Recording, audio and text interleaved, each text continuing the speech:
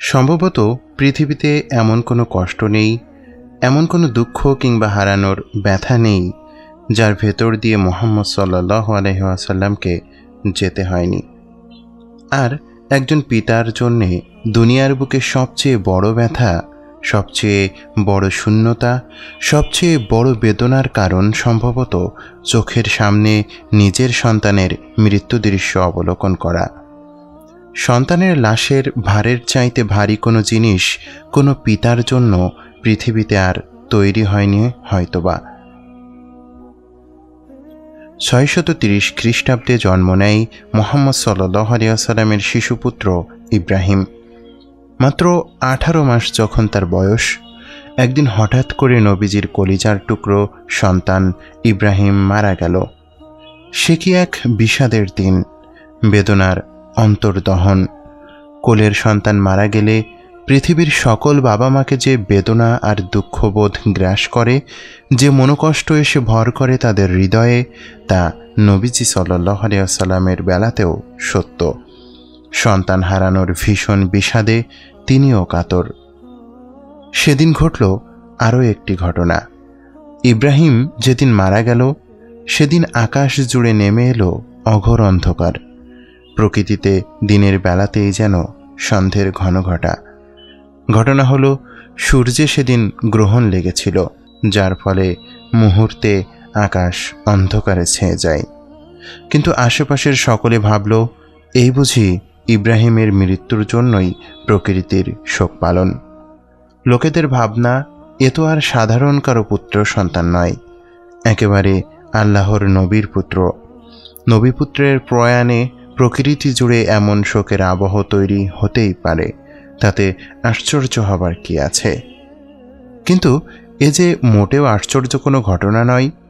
এতে যে প্রকৃতির কোনো শোক আবহ নেই, তা এক মুহূর্তই দেরি না করেই নবীজি সাল্লাল্লাহু আলাইহি ওয়াসাল্লাম উপস্থিত জনতাকে বুঝিয়ে দিলেন। নিজের এমন শোকের দিনে, এমন ব্যথাতুর হৃদয় নিয়েও তিনি সবাইকে উদ্দেশ্য করে সেদিন বললেন, তোমরা ভুল ভাবছ। চাঁদ এবং সূর্য হল আল্লাহর নিদর্শনাবলীর মধ্যে দুটো নিদর্শন। কারো মৃত্যুর জন্যে কখনোই চন্দ্রগ্রহণ কিংবা সূর্যগ্রহণ হয় না। শোকে মুহ্যমান নবীজি সাল্লাল্লাহু আলাইহি ওয়াসাল্লাম এমন কঠিন সময়ে একদল মানুষ তার পুত্রের মৃত্যুকে কেন্দ্র করে জড়িয়ে পড়ছিল একটা কুসংস্কারে। সেদিন তিনি চাইলেই ঘটনাটাকে এড়িয়ে যেতে পারতেন, চাইলে লোকেদের কথায় সম্মতি দিলেও দিতে পারতেন, যদি তিনি সত্যিকার অর্থেই নবী না হতেন, যেমনটা মক্কার শত্রুরা তাকে বলে বেড়াত। তাহলে সেদিন বলতে পারতেন, দেখো লোক সকল, আমি যে আল্লাহর প্রেরিত নবী আর দূত, তা নিয়ে তোমাদের মাঝে কি আর বিন্দুমাত্র সন্দেহ আছে? আমি যে সত্যিকার অর্থে আল্লাহর নবী, তার প্রমাণ আজ হাতে নাতে পেলে তো।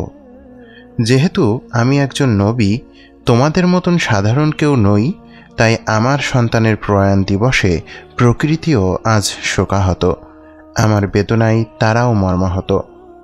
তাই তো দেখো, আজ আমার দুঃখ ভরা দিনে আকাশের জলজলে সূর্যটাও অন্ধকারে ডুবে গেল। ঝলমলে দিন পরিণত হলো নিশুতি রাতে। বলো, আমি যদি নবীই না হতাম, কেনই বা প্রকৃতি জুড়ে এমন মাতম বইবে? নবীজি সাল্লাল্লাহু আলাইহি ওয়াসাল্লামের জায়গায় যদি সেদিন অন্য কেউ হতো, এমন কেউ যার অন্তরে নবী হিসেবে প্রতিষ্ঠা লাভের তীব্র আকাঙ্ক্ষা, এমন লোক মাত্রই এই সুযোগ লুফে নিত, কোনোভাবেই হাতছাড়া করত না। নিজেকে প্রমাণের এমন মোক্ষম সুযোগ তো আর সবসময় সামনে আসে না। যদি নবীজি সেদিন নিজের কওমের কথাতে সম্মতি জ্ঞাপন করতেন, তাহলে তাকে অবিশ্বাস করার, তাকে মিথ্যাবাদী বলার, তাকে সন্দেহ করার একটা বান্দাও ওই তল্লাটে ছিল না। তারা নিজেরাই তো এই সুযোগ তৈরি করে দিয়েছিল নবীজি সাল্লাল্লাহু আলাইহি ওয়াসাল্লামকে। তারা নিজ থেকেই বলাবলি করছিল, মুহাম্মদের পুত্র সন্তানের মৃত্যুর কারণেই প্রকৃতি জুড়ে এই শোকের আবহ। নিজেকে প্রমাণের এমন সুযোগ কোনো পাগলেও কি হাতছাড়া করত? কিন্তু নবীজি সাল্লাল্লাহু আলাইহি ওয়াসাল্লাম তা করলেন না, তা করার দরকার ছিলই না। তিনি তো নবুয়তের মিথ্যে দাবিদার ছিলেন না। যে ঐশী বাণী তিনি ধারণ করে এনেছিলেন মানুষের জন্যে, তা তো বানোয়াট কোনো গালগল্প নয়, তা নয় কোনো মানুষের মন গড়া কথাও। তা ছিল দিবালোকের মতো স্পষ্ট, অস্তিত্বের মতো সত্য, আর মহাকালের মতো ধ্রুব। যিনি সত্য সহ প্রেরিত, কেনই বা নিজেকে প্রতিষ্ঠার জন্যে তাকে আশ্রয় নিতে হবে মিথ্যের? তাই সেদিন নবীজি এক আকাশ পরিমাণ শোক বুকে নিয়েও সকলকে পরিষ্কার জানিয়ে দিলেন, কারো মৃত্যুতে চন্দ্রগ্রহণ কিংবা সূর্যগ্রহণ হয় না। এই তো মহামানবের মহান বৈশিষ্ট্য।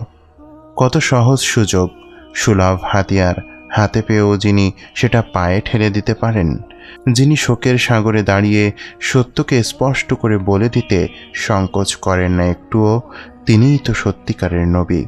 সত্য ধারণকারীর বুকে থাকে না তিরস্কারের ভয়।